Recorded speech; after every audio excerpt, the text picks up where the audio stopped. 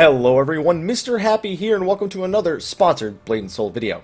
I was in the process of doing a PvP video, believe it or not, as I worked my way up to the gold rating, but I realized that I hadn't done a video on the upcoming content teaser that was posted after the game's official launch. Now, a lot of people have asked me, what is going on with this game? Does it have PvE? Is it just a PvP game? And the upcoming content teaser is to show you that they do have lots of plans for PvE, and that the Korean version has been implementing new PvE for years.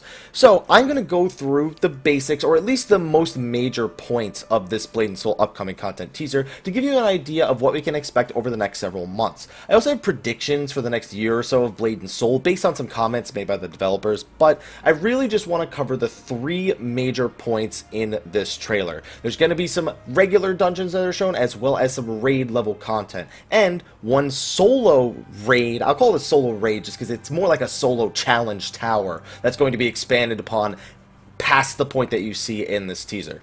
So I'm just going to play it with no sound. We're going to let it play out. There's some voice right here that says, and here's a thing, the upcoming content. You're seeing some of the new areas, you're seeing some of the new dungeons, some enemies laid out, but when we get to the point where there's some dude who's getting thrown by some jacked guy, that's really where I want to start talking about some of the upcoming content. So you're just going to see me looking over here because I have it written down. So right here, we're starting to get into the raid/dungeon teasers. So this right here, as you see, this dude just throw these guys. Now, this guy is the last boss. His name is Flight Captain Himushin. Or Himushin, or Himuchin, I don't know how the hell it's pronounced. But this is the final boss of the instance that's likely coming after Pawarin, which is the current one we have now, the also known as the Sea Snake supply chain, the Black Ram supply chain, depending on what region you're actually referring to. This is most likely the next dungeon or raid that we are going to see, with a 4, a 6, and a 24-man, this guy featuring as the last boss. Now, it is known to be harder than the Black Ram supply chain, but not by a whole lot. It's still kind of on that beginner level for players getting into the endgame rating when it comes to Blade & Soul. You're seeing some teasers of the mini-bosses, of the final boss. Then we have this one right here. Now, I'm expecting this preview right here to be the final dungeon/raid we get in the next several months that's at the level 45 cap. This is known as, this is the final boss you're seeing of the Spiral Labyrinth, which is a 3-floor raid that consists of some pretty interesting mechanics. For example, on the second floor, there's actually a time attack where you have 15 minutes to complete the entire floor, or you can't get to the final boss room, which would force a reset basically of the second floor of the dungeon. So it definitely requires some good DPS. It requires some fast clearing, and because the Spiral Labyrinth itself is kind of just a winding mess of hallways, it's got a lot of mini bosses. It's got a lot of different routes that you can take, which makes it a pretty unique experience each time you go through. Now let's keep playing this because there's one other thing that you guys probably want to see, and I'm going to wait till he appears on the screen right here. So this character right here, his name is Mushin. You probably recognize that name as the one server that nobody could get on pretty much for all of beta, and the server that's actually having less troubles than some of the other servers after those early, those head start woes. Now, Mushin is actually going to invite you to Mushin's Tower at the end of your story that is currently available as of, what is today, like January 21st? Now, you're not going to be able to go there immediately, at least unless you're going there after the patch is implemented, but Mushin's Tower is basically a solo challenge raid kind of thing, where you can't bring any party members or any friends in with you. It is a test of your personal skill and a great way of honing your talents and your skills, at least for solo play. It's definitely going to be a fun challenge for a lot of people to take on. I'm expecting the first 7 floors of Mushin's Tower to be available at some point in the next few months. So those are the 3 major dungeons and raids we still expect to get kind of at level 45. We have the blue dungeons that we have right now, we have the soul shields, we have the weapon upgrades, all the standard stuff. I expect for us to go from the Black Ram supply chain to Bloody Shark Harbor to Mushin Tower to Spiral Labyrinth. I wouldn't be surprised to see Mushin and Bloody Shark come out at about the same time, but at the same time, I just, no matter what, expect Spiral Labyrinth to be the last thing that we see, despite the fact that Mushin's Tower was actually teased third here. There's no guarantee that Mushin's Tower is going to come before Spiral Labyrinth. I just expect it. And here's a quick teaser of some of the bosses and their ads, and I'll be doing videos on most of this stuff. I've still got to get to the part of Poarin. I got to get to the Poarin boss.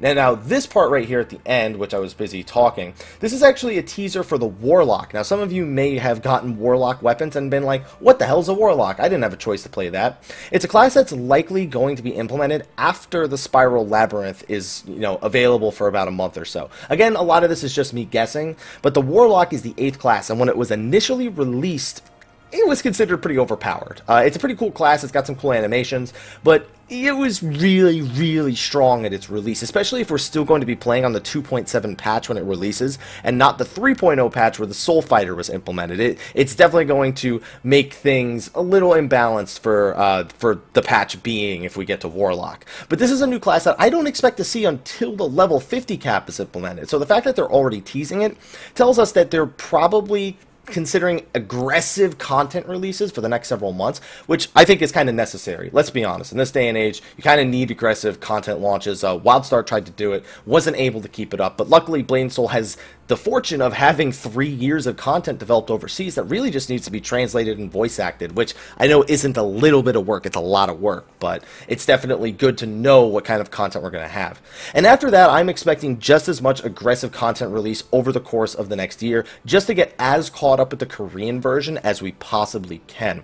I'm expecting the Soul Fighter, even, the 9th class that was just added last month in Korea, to probably be available sometime in Q4 of 2016. I wouldn't be surprised, only because of a comment they made saying, hey, we want the West to be able to compete at the next World Championship. To do that, you kind of need all 9 classes available, even if it's just for like a month or two.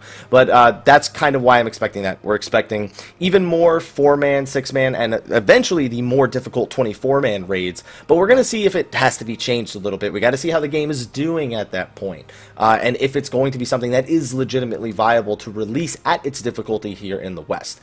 It's going to be interesting seeing if Blade & Soul can retain its popularity, not only just with this aggressive content launch, specifically with the multitude of PvE balance, PvE raid and dungeons, and then I was going to say, and its PvP balance, especially from the Korean patches that need to be translated over here into the Western region. I'm very interested to see how this is going to work out, and I hope you are as well, because we're going to be covering quite a bit of it in the future. So let me know what you think. Do you like this aggressive content launch? And if you're, listen, if you're still having trouble with the queues, they opened 4 new servers for NA today, I think 2 or 3 for Europe, so if you're having trouble, you might want to consider making a character on those servers, or trying to reduce the stress of the non-premium queues. So hopefully you guys can get that. But are you excited for the new class, the Warlock? Are you excited? Well, new, whatever. The new class for us, the Warlock. Are you excited for the 3 new dungeon/raids that are going to be coming out? And let me know if you want me to cover, well, whatever I want, pretty much, the 4, the 6, the 24-man, whatever I can get footage for, because I'll make sure to do it if you guys are interested in it. Anyway, I'm going to get going. I actually have another live stream to do in, I don't know, probably after I'm done recording this. So, thank you everyone for watching. I will see you all in the next video. Be sure to like, favorite, subscribe, and share. And until the next one, take care.